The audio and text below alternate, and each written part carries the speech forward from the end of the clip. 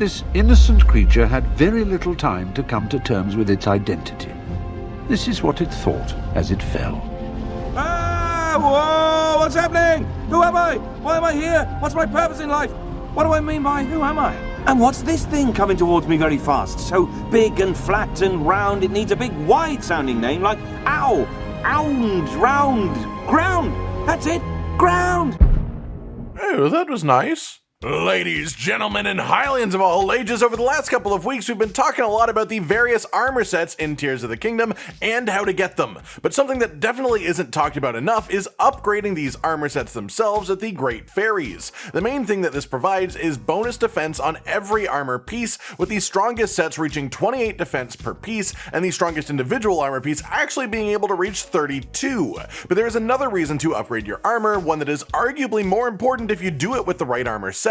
Set bonuses. These are unique skills that an armor set can have if you have every piece of it equipped at the same time, and a large number of the sets within the game can actually get these once upgraded to 2 stars with the Great Fairies. What these bonuses are is not immediately obvious by any means. It doesn't tell you when upgrading them what they're going to get, so you may be wondering which armor sets in the game are particularly worth upgrading solely for the purpose of these set bonuses, and so today we're going to go over that by covering every single set bonus within the game. If an armor set isn't mentioned here, then it simply does not have or gain a set bonus, so keep that in mind as we go. Without further ado then, let's begin with the Ancient Heroes aspect. This is the armor that we will unlock for finishing all of the shrines in the game, which means the vast majority of players will never actually see it themselves unless you go out of your way to purposefully complete this. If you upgrade it to 2 stars, it gains the Master Sword Beam Up skill, which increases the damage of the beam attacks from the Master Sword. Not enough to make it insane by any means, but it does make them stronger, so if you like playing around with those, this is a decent consideration.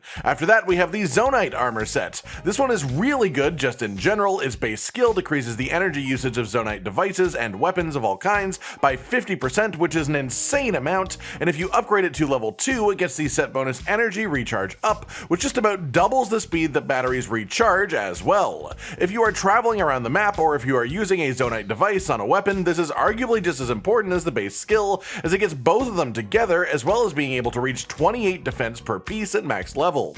Then let's talk about the attack up sets, as I know everyone loves using those. The 2 upgradable ones then are the Barbarian set and the Fierce Deity set. Both of these are sadly essentially identical sets to each other aside from the visuals. They reach 20 defense per piece with full upgrades, and at a 2-star upgrade they actually get the exact same set bonus for having all pieces equipped, which is Charge Attack Stamina Up, a sort of poorly worded bonus that literally means Charge Attack Stamina Down, significantly reducing the stamina that is used when charging charged attacks. On top of this seems a good time to mention that the Royal Guard armor set also gets the same set bonus when upgraded to 2 stars, but does not have any base skills on it, and so arguably is just a worse version of those 2 sets. A really neat one here is the Miner's set that you can collect down in the depths. The base armor skill of this one is Glow, which isn't bad at all when exploring dark areas. It just makes you have a light around you, but if you upgrade every piece to 2 stars, it gets the unique set bonus called Shining Steps, and what this actually does in function is leave a trail of light behind you as you are running. It isn't every single step, but it is relatively frequent, and the actual drop of light that is left behind with it isn't massive either, so as far as actual effectiveness, this isn't fantastic, but it is a really cool effect to actually have anyways. Then let's talk about some sets that increase your movement speed. Specifically here, we're talking about the Yiga Clan armor set and the literally named Stealth set. Both of these have Stealth Up for 1 rank on each armor piece as a base, which is useful of course, but then if you upgrade each piece in their respective set to 2 stars, they will gain the set bonus Night Speed Up. This set bonus increases your speed in the dark, whether that be night outside or just inside of any caves or running around in darker areas of the depths, which is pretty neat to have. On top of this, there are also 2 sets that get the Night Speed Up set bonus without any upgrading, which is the Tingle set that you can find in various places across the ground level of the map, and also the Dark Link set that you can purchase from the Poe statues in the depths. Again, that means that they don't have base skills added on top of the bonus, so they are technically worse if you're going for pure skill efficiency. After that, let's move on to the other set that provides stealth as a base skill, which is the Evil Spirit armor set. This again provides 1 stealth up per armor piece, but while the set itself is unupgradable, so it just comes with the defense that it has, if you equip all 3 pieces, you get the set bonus Disguise Bone Weap Prof. What this stands for is Bone Weapon Proficiency. The disguise part means that the bone-based stall enemies of the game will not attack you unless provoked, and bone Bone Weapon Proficiency is actually one of the skills that leads to the strongest offensive builds within Tears of the Kingdom, as it multiplies your damage with bone-based weapons by 1.8 times, which is a massive modifier, and considering that you can stack that with Attack Up Food, it gets really nutty. Worth mentioning here, of course, that Attack Up Food does not stack with the Attack Up Armor skill, so technically this is the route to the highest damage bonuses possible within the game.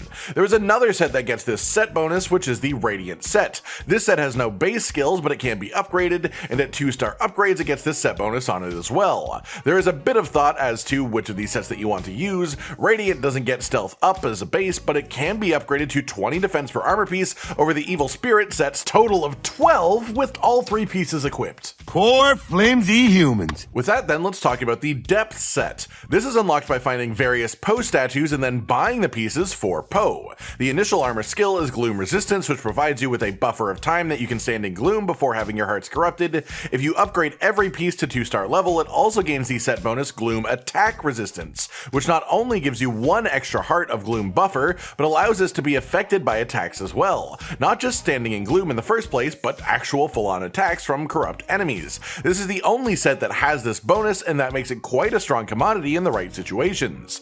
Then let's quickly go over all of the amiibo sets. We talked about the Fierce Deity set before, but that is because it is unique. The other amiibo sets all work the same though as each other, and I'll be showing Twilight as an example, but know that the Wind set, the Sky set, the Hero set, and the Awakening set all work exactly the same way. They have no skills at base level, but when upgraded to 2 stars, they gain Attack Up as a set bonus. The set bonus Attack Up is weaker than the individual skill Attack Up, and it does not stack with the food bonus Attack Up either. This one is worth a 1.2 times multiplier to your attack, as opposed to the actual armor skill or food buff, which caps at 1.5 times, so it isn't even close to as strong, but it is still a nice bonus to have if you want to wear these classic armor sets. Then let's talk about the various weather resistance sets. This includes the Snow Quill set, which comes with cold resistance as a base, the Desert Vo set that comes with heat resistance as a base, and the Rubber set, which comes with shock resistance as a base. If you upgrade each of these to level 2, they will gain their own set bonuses relevant to what they expect you to be doing while wearing them.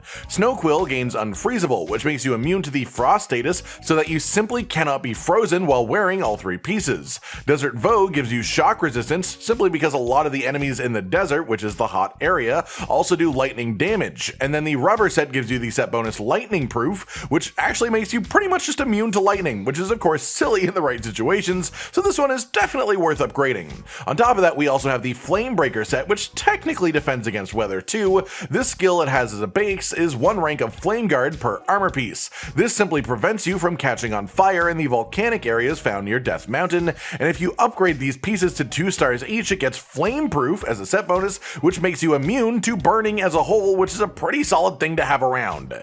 Then let's talk about the reverse counterpart to those sets, which are the Weather Attack sets. The Ember set, which gives you Hot Weather Attack as a skill on each piece, the Frostbite set, which gives you Cold Weather Attack on each piece, and the Charge set, which gives you Stormy Weather Attack on each piece. What the base skills here do is make it so every combo finisher and every charged attack that you do while in the appropriate climate has an effect matching the armor set. For example, if you're using the Ember set, in hot weather, it adds fire to these attacks. It adds extra damage in the situations where the armor is applied, and that is great, but if you upgrade each of these armor sets to 2-star level, they each gain a matching set bonus, which is Hot Weather Charge for the Ember set, Cold Weather Charge for the Frostbite set, and Stormy Weather Charge for the Charged set. What this does is actually increase the speed at which you charged attacks when in their appropriate climate as well, and that is actually really strong, as charged attacks are quite good in Tears of the Kingdom, but their general drawback is how long it takes to get a proper one ready to go. With this set bonus though, it is just notably way faster,